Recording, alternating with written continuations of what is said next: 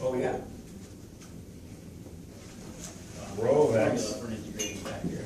Yeah, we're going to use rho of x, e to the integral of p of x, which is 1. And what do we get there? E to the just x. Now, in one of the remarks it says, okay, it doesn't change it substantially if I take any particular constant of integration. So we may as well take 0 to be our constant of integration from this. Okay? All right. So we take that, and then what do we do? What do we do with that? We put it back in. Multiply both sides of the original differential equation by that.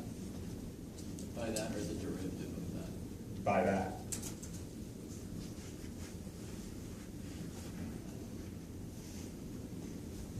Okay.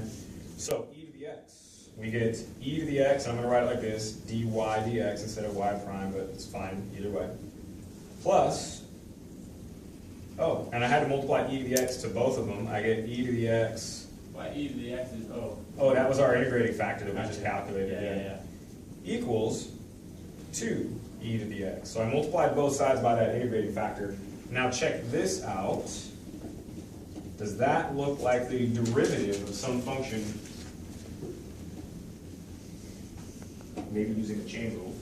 Yeah, you do the derivative of e to the x times y. Right.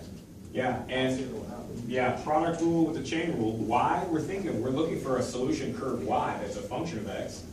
So when you do the product rule with this, it's the first times the derivative of the second.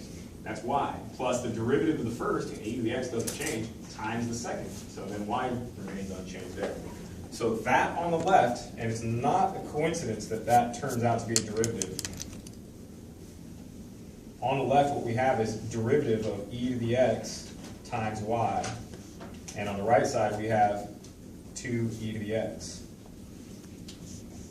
Okay? Now we integrate.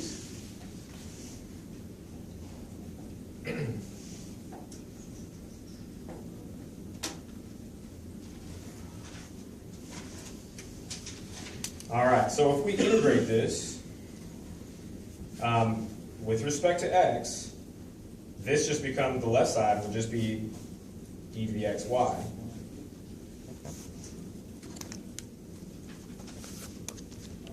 Equals integral 2e to the x dx. All right, what do we get there? Just 2e to the x plus any constant of integration will do. Okay, and finally, solve, if possible, this equation for y.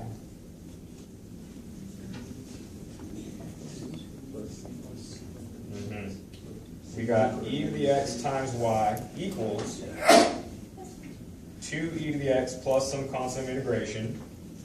So isolating the y, you can imagine multiplying both sides by e to the negative x, because that's the inverse. Or divide by e to the x, it would just be what? 2 plus c over e to the x. Right. Yeah. C over e to the x would just be another constant.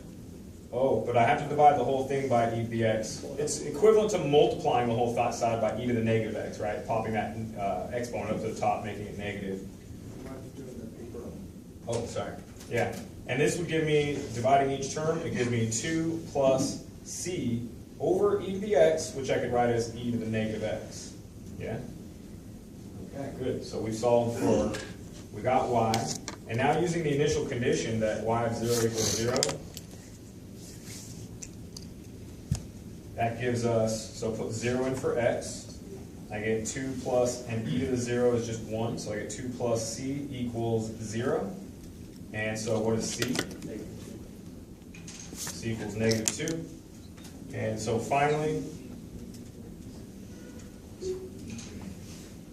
y equals, c is negative 2, so I got 2 plus negative 2, or 2 minus 2, e to the negative x.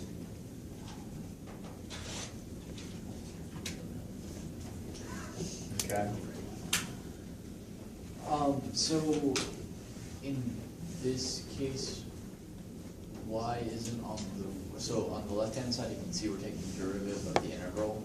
Where at? Right here? So, yeah, up above, so that means that kind of even further up above, we don't have to necessarily add in e to the x plus c, but y on the right-hand side is never written as e. Sorry, where at? Oh, right here? Yeah, so why shouldn't there be like a plus c in there as a... That's a good question. I'm going to defer to the book. They say it does not change it.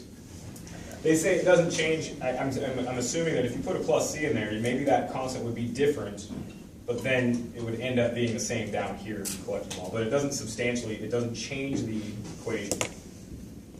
Okay. And I'm not sure why, I'm not exactly sure why that is, but if you can take any constant of integration, I would take 0. Yeah. Yeah. So, I'll let you guys read it. The idea behind it is that, just like in this problem, once you get to this step and multiply both sides of the equation by the integrating factor, the resulting left-hand side can be viewed as the derivative of some function. In fact, it's going to be the derivative of not just that, but this.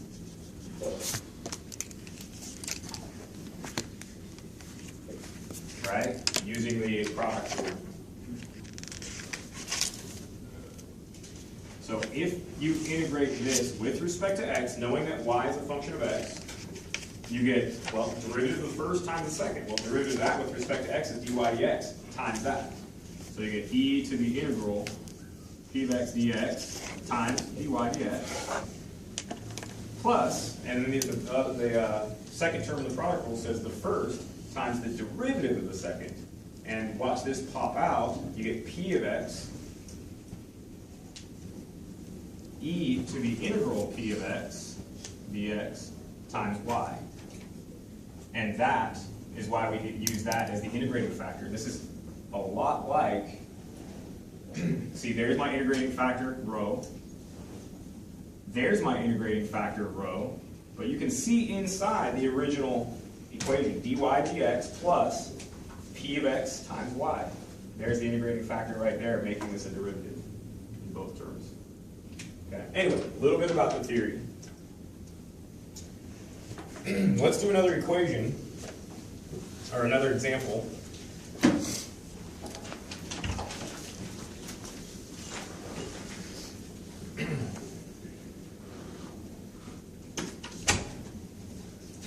Saw that out of the corner of my eye. All right, let's do another example.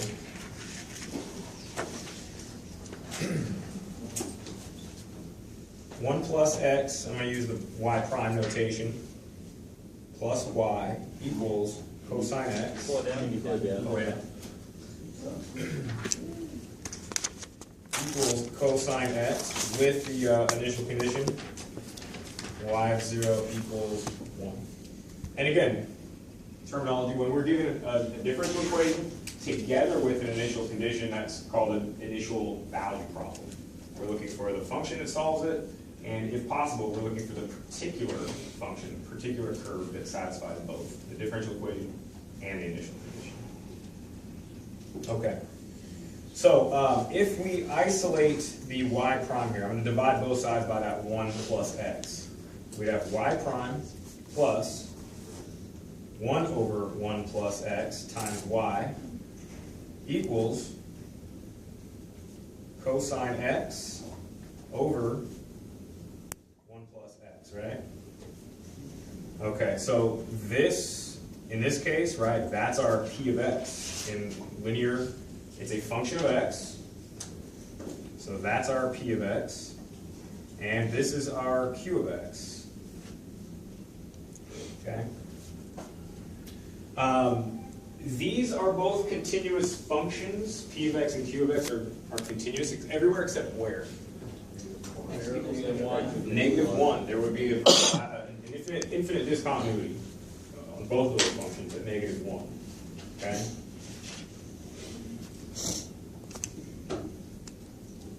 Both continuous on any interval that doesn't contain 1.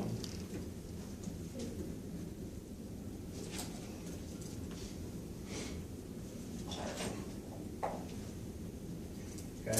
Because we are going to have a similar theorem that talks about the existence of a solution to a particular linear differential equations. All right, so we use our, so step one, introduce our integrating factor, rho, and you know, write it so it's not going to be confused with p, the function p of x. Rho of x is an integrating factor that we're going to take advantage of. All right, and it's always e to the p of x, and p of x is 1 over 1 plus x. And what is the integral of 1 over 1 plus x?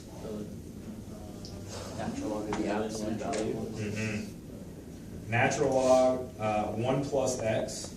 I think it's a squared. So it's just 1 plus x. Mm-hmm. Okay. Can we drop the value bars? Oh, why? Why? Or Because good that's question. what value bars are terrible. I mean, Yeah.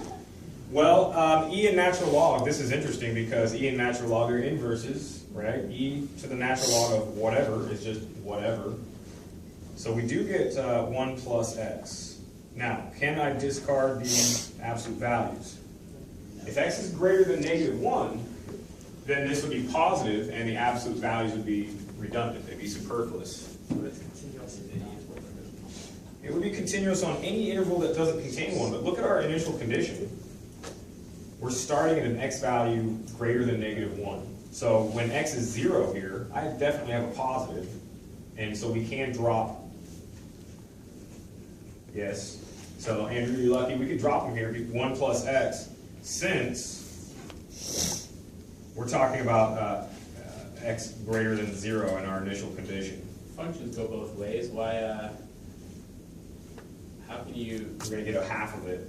okay. Yeah. Go the other way. The, if x were less than -1, we get one branch of the curve. That would be considered a separate solution. Gotcha. Yeah.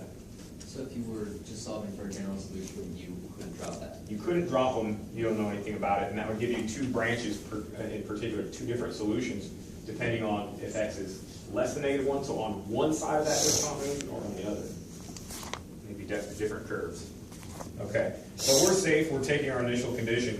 We're on the right side of that discontinuity at x equals 0. Okay, now what do I want to do with that?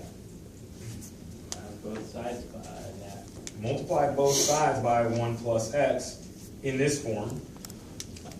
So multiply both sides by 1 plus x, we get 1 plus x y prime plus, what do you notice here?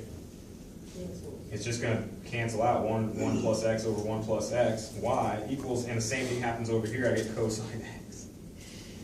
Wait, And that brought, I know, this is confusing, this brought us right back to the original equation. That's coincidence.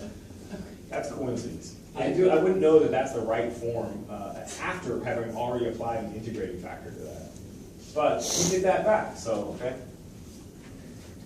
What? What do we do now? Great example of it. Well, no, we're still Prove going. the power. Mhm. We multiply both sides by it, and we would like to be able to solve for y, right? But this, that is the derivative of a function. So this is a result of the product rule. Yeah, I see it. First times the derivative of the second, plus the derivative of the first, derivative of 1 plus x is just 1 times the second. This is the derivative with respect to y of, or sorry, with respect to x of 1 plus x times y. Yeah? So if you take that function, 1 plus x, derivative of the first times the second gives you this term, plus the first times the derivative of the second gives you that term.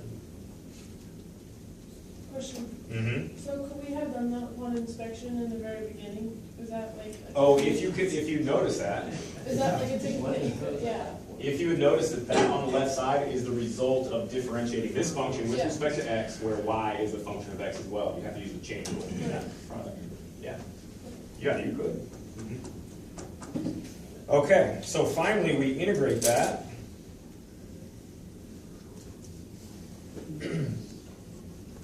So you can imagine integrating both of these, and we're gonna have 1 plus x times y equals, integrate this function on the right, cosine x dx. Where did the DX come from? Well, yeah, this is all with respect to x. If you imagine multiplying both sides by dx, then we have differential operator, but this is all with respect to x. Gotcha. So this is the result of differentiating both sides. We're going in reverse. This is the result of differentiating both sides of the equation with respect to x. So going backwards, I'm integrating, okay, using inverses, because integral of this derivative is just 1 plus x over y, times y.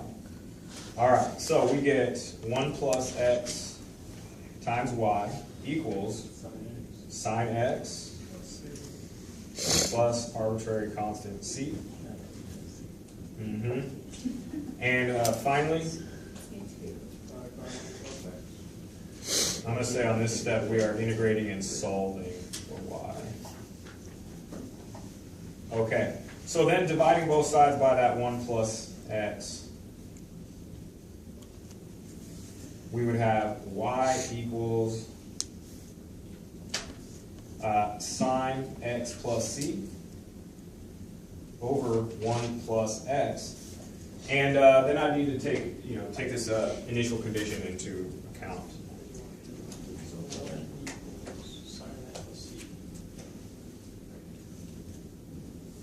So y of 0 equals 1. Put 0 in for x. What's sine of 0? 0. So I get 0 plus c over y of 0, 1. And that has to give me 1, so that gives me, well, c equals 1. So the solution would be, c is 1 sine x plus 1 over 1 plus x.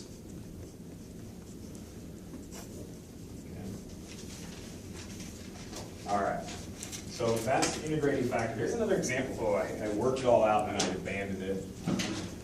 But yeah, when you're reading through the section, they jump into some difficult examples right off the beginning. So I decided to pull back and do a couple of these ones. Okay. So let's look at an application of this before we take a break. Dan, just a quick question. Is this process of multiplying by an integrating factor sort of a guaranteed way each time to essentially force things into an equation where you can like identify some get at some derivative, or does that always happen? Yes. It does. It's always going to be If the equation starts off in the right form, right? It's got to be first order linear. So this is just off the cuff, but and you got some function of x and call the coefficient function linear in y equals some other function, and you've seen that p of x, q of x could be functions of x.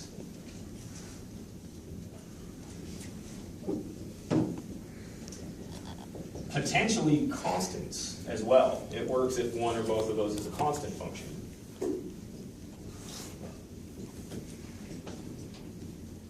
Oops, constant. Okay? So if we introduce this factor, rho of x, and it's e to the integral p of x dx. Multiply both sides of this equation by it. This is just going through the argument in the book, which I said I wasn't going to do, but it's not terrible. Multiply both sides of this equation, and on the left side, you have e to the integral px dx times dy dx plus, and I'm going to slip this inside. I'm going to put p of x, multiply the integrating factor right there, e to the integral p of x dx equals, and on the right we got q of x times rho of x. I'm just going to write it as rho of x. Okay? Now notice that this bit right here follows the product rule, okay? The derivative of oh, and sorry, there's a y in here. Right, there's a y right here. Did you plug it in for p to the x? Hmm? Did you plug the p to the x in for p to the? Oh, no, rho is different. I multiplied rho here. I multiplied the whole left side of the equation by rho of x, right? And I just wrote it out in full. Now, this left side is the derivative of something. First times the derivative of the second plus derivative of the first times the second. The derivative that's going into there, or the function whose derivative is on the left side, is e to the integral p of x dx times y equals rho of x q of x. Okay? Now, integrating is where so this always gives you an integral of some function. Integrating both sides allows us to say, okay, this is e to the integral p of x d of x y equals that, plus some constant. And that's rho of x, q of x. And then either divide both sides by that, or think of it, multiplying, using a negative exponent to get it over on the other side. Plus some constant, and finally, y alone would be e to the negative p of x dx times this. And that's rho of x inside here, q of x dx plus some constant. Okay? So yeah, it does make it so you can separate that. I mean, it's not separable, but it's a different technique. Okay? That's why I didn't really want to write that down, but follow it in the book. Like I said, read it. We'll read it over a couple times. Okay, so let's do an application of this similar to, a sort of physical application, similar to law of cooling. And this is a sort of mixture problems.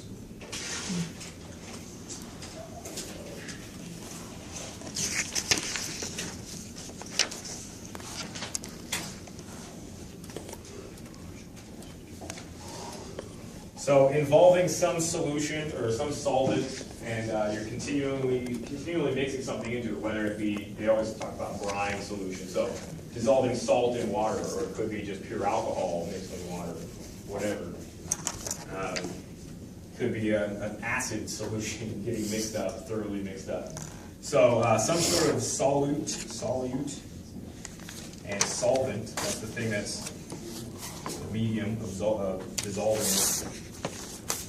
So usually we represent x of t to be the amount of solute. Is that pronounced right, or is it solute? Solute. I think you probably. Whichever you want I think to call it. it's matters, you can pronounce it however you want, it's not chemistry. Salute. All right, so whatever, it could be salt or something like that that's being dissolved in this solution. So amount of solute at time t. So this is often given in pounds, or I guess you could use kilograms if we're always on the Earth, right? Kilogram is a constant, be a constant weight.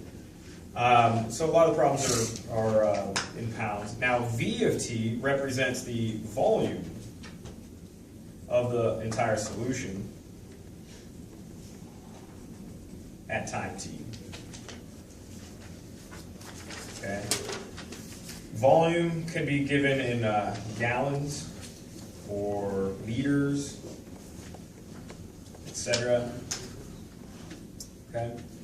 Now, what they're often interested in is how much the amount of solid there is at any given time mixed into that solution. And dx dt is the rate of the rate of change of the amount of solid. So it would be represented by pounds per second or pounds per minute, something like that, the rate. And the way we find it, well, in these problems, usually there's something coming in, either pure water or some mixed up solution coming in, mixing up thoroughly in this vat. We assume that it becomes homogeneous instantaneously, and then it's draining out the other end, okay? So the question about whether the solute is increasing or decreasing depends on the rate at which it's entering the vat, or whatever it is, and on the rate at which it's exiting the vat, okay? If more solute is coming in than is going out, then we're going to be collecting solute. It's going to be dx dt would be positive, okay? If more, if I'm putting in something weaker than what's already mixed up, then it's going to be leaving faster than it comes in, right? And we'd be losing. The solute would be losing amount of solid. So dx dt should be negative. And the way we can think about it is, well, there's a rate at which the solute is coming into the system, and a rate at which it's going out. And the order is like this. So if it's coming in faster than it's exiting this tub, then this would be a positive quantity, and that means dx dt would be positive. So it would be collecting. The amount of solid would be increasing. Whereas if the rate at which it's leaving the vat is greater than the rate at which it's coming in, then I'm subtracting something that's larger.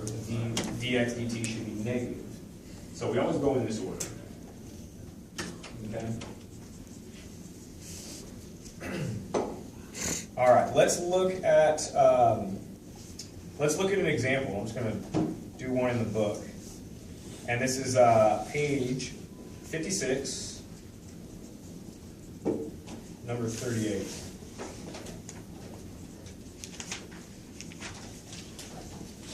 This is on section 1.6, right? Yeah, 1.5. This is still 1.5. I didn't write that on the front. I will. Okay. Number 38. So we have a cascading. There we go. No, figure 1.55 is the one we want, not the cascading one with 1, 2 N tanks. But consider the cascade of 2 tanks shown in figure 1.5.5. So there's 2 tanks. With V1, V sub 1 is the volume of tank 1, 100 gallons. And volume of tank 2, 200 gallons. The volume of brine, 2 separate tanks. Okay. Each tank also initially contains exactly 50 pounds of salt. So that's an initial starting point of the solute. Okay, 50 pounds of pure salt in each dissolved into the liquid within that volume.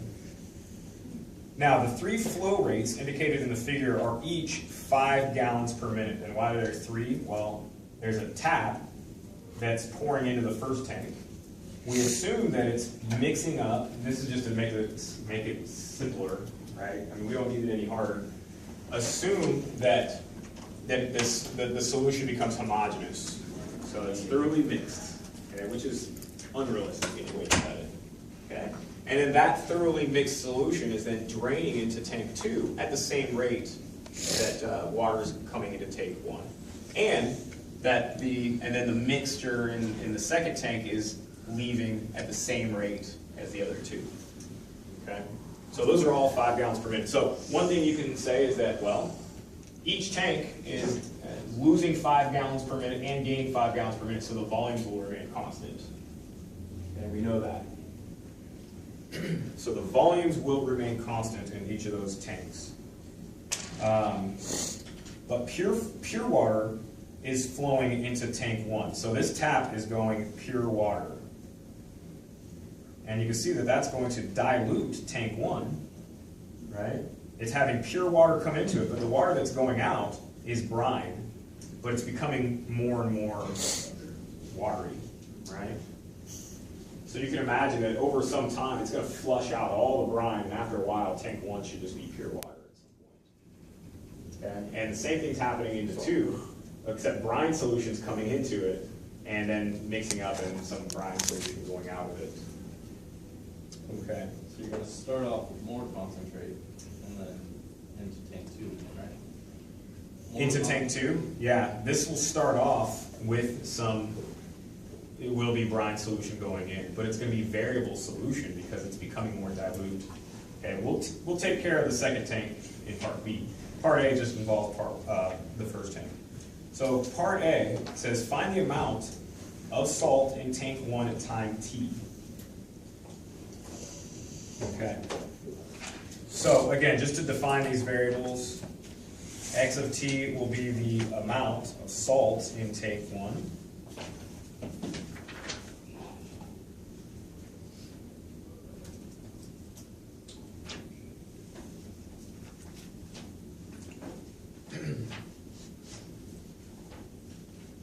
At time t, and that's in minutes.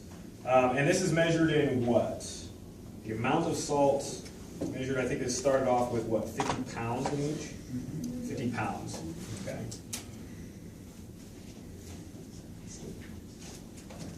So pounds of salt at time t. Now, dx dt, this is part A, tank 1.